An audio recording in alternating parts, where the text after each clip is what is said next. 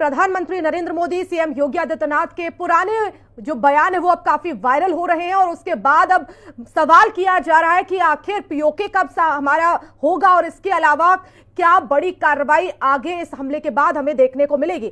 चलिए चर्चा की हम शुरुआत करेंगे। हमारे साथ खास मेहमानों का पैनल जुड़ गया है, एक एक करके मैं परिचय करा देती हूं। देवेंद्र प्रमुख जी जुड़ गए हैं, प्रवक्ता है भारतीय जनता पार्टी के। धर्मेंद्र कुमार सिंह जी जुड़ गए हैं, प्रवक्ता है समाजवादी पार्टी के। अंश वत्स जी जुड़ गए हैं, प्रवक्ता कांग्रेस से। और कर्नल विवेक शर्मा जी जुड़ गए हैं, रक्षा विशेषज्ञ हैं। और राजलक्ष्मी जोशी जी हमारे साथ जुड़ गई है, रक्षा विशेषज्ञ। जिस तरह कश्मीर बदला है, जिस तरह से हमने कश्मीर की हालत की है, आज कश्मीर भारत का अभिन्न अंग है, आज भारत का हिस्सा है। 2014 से पहले नहीं था। 2 विधान थे, 2 झंडे थे। आज ये बड़ा काम किया हमने। तो जब जो वहाँ की आवाम जब कश्मीरियों के मिलिटेंट्स के साथ देती थी तब डिफरेंट माहौल था, और आज के दिन में माहौल डिफरेंट है। वो हमें ग्राउंड पे दिख रहा है। ये 370 आर्टिकल हटाने के बाद हुआ। एक लोगों के में जागृति आई कश्मीरी लोगों के कि उनका जो समाधान जो प्रॉब्लम है वो सिर्फ भारत ही कर सकता है, इसलिए वो काफी अच्छी तरीके से हमारे साथ जुड़ गए हैं। राजलक्ष्मी जी, कितना बदला है कश्मीर और कैसे इसका समाधान होगा, क्योंकि पर्यटकों को अब निशाना बनाया जा रहा है? हाँ जी, नमस्ते वर्षा जी। ऐसा है कि देखिए, भाजपा ने 2 संकल्प लिए थे कश्मीर के विषय में। एक तो था आर्टिकल 370 का और दूसरा था पीओके का। तो पीओके भी कश्मीर का ही एक अंग है, पीओके भी अपना भारत का हिस्सा है, तो इसको भी कश्मीर का ही मुद्दा मानते हैं। तो ये जो है, ये दोनों संकल्प में से एक संकल्प तो पूरा हो गया। और ये एक बात है, ये एक बहुत ही महत्वपूर्ण एस्पेक्ट है जिसकी वजह से पाकिस्तान बहुत ही बौखलाया हुआ है। अभी पिछले कई वर्षों से वो बौखलाया हुआ है, क्योंकि उनको कभी ये आशा नहीं थी कि आर्टिकल 370 कभी भारत वापस लेगा। क्योंकि देखिए, भारत के ही कुछ राजनीतिक पक्ष ऐसे थे जिन्होंने कहा था कि अगर आर्टिकल 370 वापस ले लेते तो यहाँ पे खून खराबा हो जाएगा, और पीओके तो बहुत दूर की बात थी उस समय।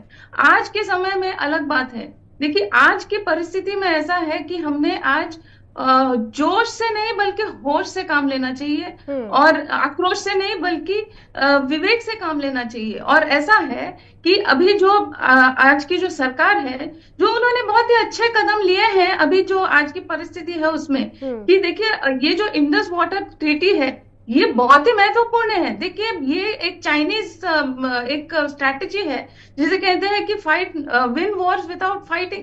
तो आप एक गोली भी चलाए बिना, कहीं ऐसे युद्ध है, कहीं ऐसे स्ट्रैटेजीज है जो आप बना सकते हैं, और उधर की जो जनता है, उधर का जो सरकार है, उसको आप हिला सकते हैं। तो इंडस वाटर ट्रीटी ये ऐसे बहुत ही महत्वपूर्ण विषय है। और देखिए, ये इसके डिटेल्स में मैं थोड़ी बाद में जाऊंगी, लेकिन देखिए कि किस तरीके से पाकिस्तान पूरी तरीके से नकल कर रहा था कि जो भारत ने जो भी ऐलान किया था, जैसे आप कहिए कि रिप्रेजेंटेटिव्स की बात हो या डिफेंस पर्सनल की बात हो या सिटीजन्स की बात हो, और इतना ही नहीं, इतनी बेवकूफी से नकल की कि जो भारत ने इंडस वाटर ट्रीटी का जो खारिज कर दिया, वो कहते हैं कि हम जो है एक दूसरा ऐसा ट्रीटी वो वापस लेने की बात कर रहे हैं, जो शिमला एग्रीमेंट, जो पाकिस्तान के पक्ष में है। तो आप सोचिए कि नकल में भी अकल होने की जरूरत है। तो ये जो है, भारत बड़े ही सूझबूझ से काम कर रहा है, लेकिन पाकिस्तान कुछ ना कुछ बेवकूफी करेगा। अब देखिए किस तरीके से बौखलाए हैं, कहते हैं हमारे पास न्यूक्लियर पावर है, हम ऐसे ही थोड़ी रखे हुए हैं। तो भारत के पास कुछ कम थोड़ी है। अगर पाकिस्तान ऐसा सोचे भी तो भारत ऐसा उनको जवाब दे सकता है कि पूरी तरीके से नष्ट हो जाएगा। लेकिन जैसे मैंने कहा, सूझबूझ से काम कर रहा है आज जाहिर तौर पर, और आज तो उनको मिलना ही मिलना। ये बड़ा फैसला यहाँ पर लिया गया। भारत ने जो फैसले लिए उसके बाद पाकिस्तान ने भी सेम वैसे ही फैसले ले लिए। इससे ज्यादा तो और कुछ कर नहीं सकता, बिलबिला सकता है और गीदड़ भपकियां दे सकता है, और क्या होगा, परमाणु धमकी देता है, लेकिन वो तो उसके वश में है नहीं। यहाँ पे सवाल पूछना चाहता हूँ, मोदी जी उस समय पे बड़ा आप कांग्रेस से सवाल पूछते थे, आपने आपके सवालों के वजह से शिवराज पाटिल जी ने इस्तीफा दिया था। आज क्या विपक्ष अगर अमित शाह जी से, अगर आपकी सरकार से सवाल पूछते, क्या हम ये गलत हो गए? अब जिस तरह से आतंकी हमला हुआ है, तो क्या इस तरह के बयानों को वायरल करना, उन पर सवाल उठाना, क्या आपको लग रहा है कि सही है ऐसे समय में? इससे तो भाई, अगर क्योंकि खबरें तो पाकिस्तान में भी जा रही होंगी, उनको तो और मौका मिल रहा है। कश्मीर के अंदर आपकी सीआरपीएफ सेना से लेकर के कश्मीर पुलिस से लेकर के सब लोग कहाँ थे? आपको उसके पहले समीक्षा करके गृह मंत्री जी जाते हैं। धर्मेंद्र कुमार जी, मुझे लगता है कि ये तो पूरा सेना पर सवाल हो गया, बॉर्डर सिक्योरिटी फोर्स पर सवाल हो गया। वो लोग अपने परिवारों को छोड़कर सीमा पर तैनात, और आप कह रहे हैं कि कहाँ है? भाई आप सवाल करिए, सरकार से करिए ना, लेकिन सेना से तो सवाल मत करिए। आपने सवाल किया तो हमारा जवाब ले लीजिए। देखिए फोर्स पर, आप सुरक्षा बलों पर तो सवाल मत उठाइए सर, सुरक्षा बलों पर तो सवाल मत उठाइए। देखिए वर्षा जी, मैं सैनिकों पर सवाल नहीं उठा रहा हूँ, आपकी व्यवस्था पर सवाल उठा रहा हूँ। नहीं, आपने कहा कि वो कहाँ थे, तो ये सवाल ही तो हुआ। अगर वो प्रधानमंत्री जी विदेश का दौरा समाप्त करके आते हैं, पूरे देश को उनसे बड़ी उम्मीद हो गई कि इसने इतनी बड़ी हिमाकत आतंकियों ने और पाकिस्तान ने की है, जरूर कुछ होगा, भारत छोड़ेगा नहीं। और आप क्या करते हैं? आप चले जाते हैं रैली करने, वहां से धमकी देते हैं और इंडस वाटर ट्रीटी वो कर देते हैं। इंडस वाटर ट्रीटी टूट जाने से आतंकी की कमर टूट जाएगी। क्या बात करते हो? राजलक्ष्मी जी। वर्षा जी, मुझे लगता है कि अगर थोड़ा सा धैर्य सभी रखते हैं तो पीओके भी हमारा ही होगा, क्योंकि देखिए ये जैसे मैंने कहा कि ये दृढ़ संकल्प लिया है जो ये, और अभी की जो परिस्थिति है मुझे लगता है ये जल्द होगा, क्योंकि उधर की जो जनता है वो भी चाहती है कि हम भारत के साथ आए, वो एक अलग बात है। और इंडस वाटर ट्रीटी को आप इतना हल्के में मत लीजिए। देखिए इंडस वाटर ट्रीटी ऐसा है कि अगर उधर का जो पानी जो है, अगर हम लोग बंद भी ना करें, अगर उसकी जो फ्लो है उसकी जानकारी हम ना दें, उसको कम या ज्यादा कर दें, अगर उसको पूरी तरीके से हम छोड़ भी दें उधर का पानी, तो देखिए कितना उसमें पूरी तरीके से उधर की जो फसलें हैं सभी नष्ट हो जाएगा और उधर की जो अर्थव्यवस्था है पूरी नष्ट हो जाएगी। पानी के लिए, बूंद बूंद के लिए तरस जाएगी वहां की जो जनता है वो। आप सोचिए कि क्या प्रेशर पड़ेगा उधर की सरकार पे। आप इसको इतनी हल्के में मत लीजिएगा। देखिए पानी के ऊपर से बहुत ही जो सेंसिटिव विषय है ये, और सबसे महत्वपूर्ण विषय जो आज तक, जैसे पाकिस्तान के खुद के मंत्री कह रहे हैं कि इतने सारे जंग हुए लेकिन कभी पानी के लिए हमको नहीं तरसाया गया। ये इसको आज ये जो एक बड़ा कदम लिया हुआ है ये बहुत महत्वपूर्ण है। और उतना ही नहीं है, देखिए अभी जो विषय निकले थे शिवराज पाटिल के विषय में, शिवराज पाटिल जी ने इस्तीफा तो दे दिया, लेकिन क्या एक्शन लिया उन लोगों ने? वो जो 26/11 के बाद जो हुआ था, इतना बड़ा जो नरसंहार हुआ था, उसके बाद क्या एक्शन लिया था? जब पूरी डिफेंस फोर्सेस हमारी तैयार थी, क्या एक्शन लिया था? कभी कुछ भी नहीं एक्शन लिया। क्या इस्तीफा दे देने से होता है कुछ भी? और आप सोचिए कि शिमला एग्रीमेंट में अगर ये पूरी की पूरी जमीन वापस ना दे दी होती तो फिर आज परिस्थिति अलग होती। और अगर ये बार बार ये ऐसा नहीं कहा जाता कि आज भारत में मुसलमानों की बहुत ही बुरी हालत है, तो हो सकता है कि उधर से इतना सपोर्ट नहीं मिलता लोगों को, उधर के जो टेररिस्ट हैं उनको ये बोलने का मौका नहीं मिलता।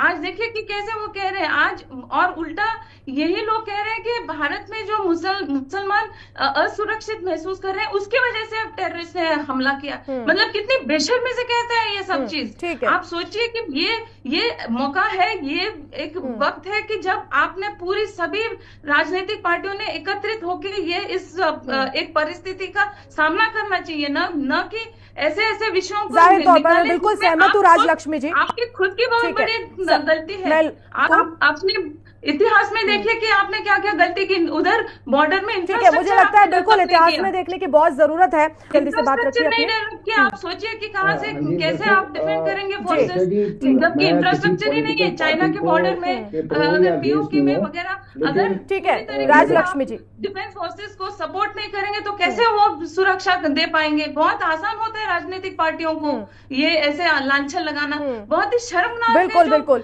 और ऐसे समय में बहुत जरूरत है कि एकजुट रहे और ऐसा कहे, इस तरह की बयानबाजी ना हो। ये तो वाकई में ये तो होना ही चाहिए। मैं बार बार बता रहा हूँ, इसका एक ही तरीका है, जब तक पाकिस्तानी आर्मी को चोट नहीं पड़ेगी जब तक ये मुद्दा नहीं खत्म होने वाला। आप चाहे कुछ मर्जी कर लो, जब तक हमारे देश में अभी तो JNK में स्लीपर सेल हर एक स्टेट में होंगे, जब तक उनको ढूंढ के न्यूट्रलाइज नहीं किया जाता ये मुद्दा जारी रहेगा। बिल्कुल, सभी के मन में यही सवाल है कि आखिर ये जो समस्या इनका हल कैसे निकलेगा, क्योंकि पूरे भारत में लोग घूमना चाहते हैं, खासतौर पर कश्मीर में घूमना चाहते हैं, लेकिन अब ये जो इतनी बड़ी समस्या है उसका हल कैसे निकलेगा, ये एक बड़ा सवाल है। वाटर ट्रीटी की बात कर रही थी। वाटर ट्रीटी में क्या है, आप डाटा नहीं शेयर करेंगे इससे किसी देश की, अरे ठीक है, वो बहुत नॉमिनल पार्ट है, उससे आप देश के गुस्से को नहीं खत्म कर सकते। इंटेलिजेंस का जमाना है। क्या बात कर रहे हैं सर, किसी को पानी नहीं मिलेगा वो प्यासा मर जाएगा, तो वो तो वैसे ही मर जाएगा, उसको बंदूक की गोली देने की भी जरूरत नहीं है। कैसी बात कर रहे हैं सर आप।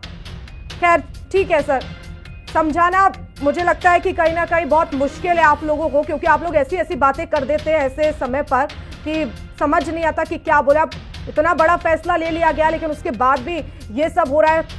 ठीक है सर, आप सभी मेहमान मेरे साथ जुड़े, मुझे इस चर्चा को यहीं समाप्त करना होगा क्योंकि मेरे पास क्योंकि समय की बहुत कमी है। फिलहाल बहुत बहुत धन्यवाद, आप सभी जुड़े। तो पुराने बयानों को वायरल कर दिया गया है, चाहे वो प्रधानमंत्री नरेंद्र मोदी का हो या फिर सीएम योगी आदित्यनाथ का, लेकिन अब इस बयानों के वायरल होने से कुछ नहीं होगा। यहाँ पर अब सरकार जिस तरह से केंद्र सरकार फैसले ले रही है और आगे क्या कुछ फैसले लेने वाले, इसको लेकर भी देखना बहुत अहम होगा कि क्या पाकिस्तान को अब इस आतंकी हमले के बाद कोई ऐसा मजबूत मुंहतोड़ जवाब मिलेगा ताकि वो आंख उठाकर एक बार फिर से भारत को और भारत में कश्मीर पर वो आंख उठाकर ना देख पाए।